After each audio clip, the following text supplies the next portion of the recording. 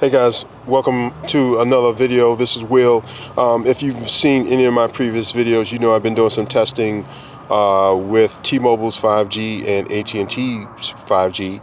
So today we're going to do some testing with the brand new SIM card that we received from Verizon.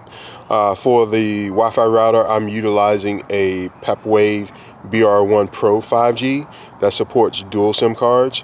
And like I said, we're going to do some testing real quick with Verizon, and then also let you know that what we discovered with going through the same process. So the process that we have is we contact Verizon and say we want to bring our own device, and all we need is a SIM card. So we receive the SIM card, put it in the router, give them the router's information, that way it can connect up to their network. But then also what we've discovered is for our particular location that 5G is not being offered. We can only access LTE. So if you're not aware, Verizon has a coverage map like all the other providers do. So you can go out there and type in your address, and then you'll get the results of it being offered either LTE and or 5G services, and then also if that provider offers any internet services for home use, it'll also give you those particular results. So we already conducted that, and we found out we was only being offered LTE, but we wanted to go ahead and work with Verizon and do some testing across their LTE network to see what their speeds look like. So what we found is here, as you can see, we're already connected to the Verizon Wireless LTE. There's no option or no capability of me switching over to 5G because it won't support that. So now within the Pepwave, if you're familiar with this particular router, is right now my settings are all default automatic, set on auto. But within the Pepwave, you can actually go into details. I can't show it to you because you'll see all my router IP and detailed information, and SIM card information. But within the router, you can actually narrow it down and customize it down to either just 5G bands or LTE bands. But because we can't access the LTE, the 5G network, and only LTE, it doesn't matter that even if we set that setting, we already discovered that there's no 5G signal coming to us. So we already set it back to auto, and it's still only picking up the LTE network.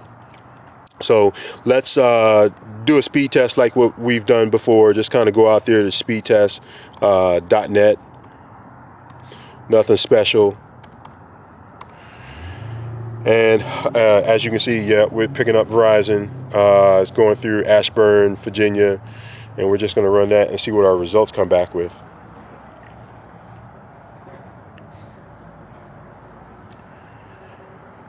Anytime you see a very slow response like that, you're gonna have some slow speed, some low numbers here.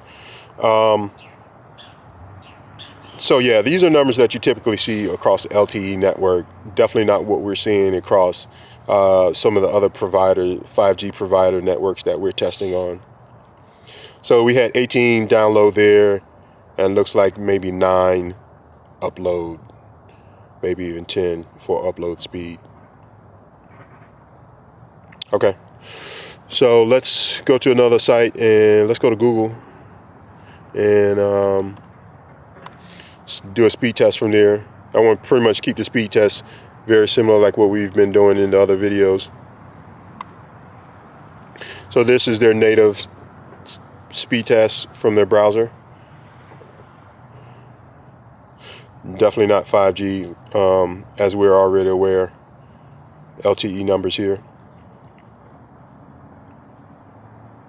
Yep. So if you're new to 5G, it's a couple factors involved with being able to get access to 5G. One, you have to have a device that can support 5G speeds. You already know that we have the router that can support it. Here's our numbers here from the Google speed test, 14 to 10. You have to have the device that can support 5G, bringing a signal in. You have to have the provider that's offering the 5G service.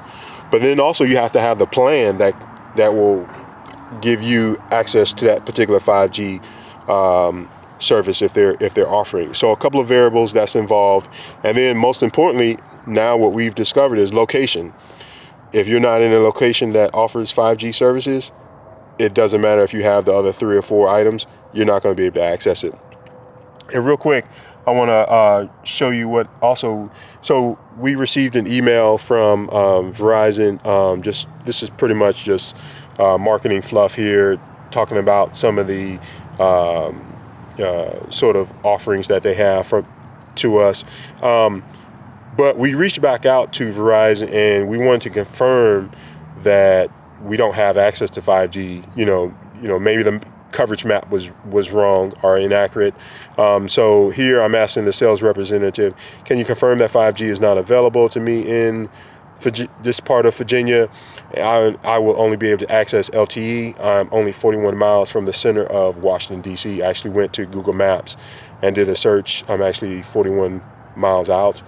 I checked the address again. This is the response that came back from Verizon. I checked the address again to ensure that it looks like such and such road only qualifies for our LTE internet. So there you go. 5G is out there, but it's still taking some of the providers a while to offer it. Everything you see out here, sometime on the websites, the commercials, stuff like that, that's marketing. Marketing and capabilities sometime are not 100% in sync, but maybe 2023, Verizon will finish getting the 5G rolled out. Maybe another year or two. But there you go. You've got our testing across Verizon's LTE network utilizing the Pepwave BR1 Pro 5G. Thanks for watching, guys.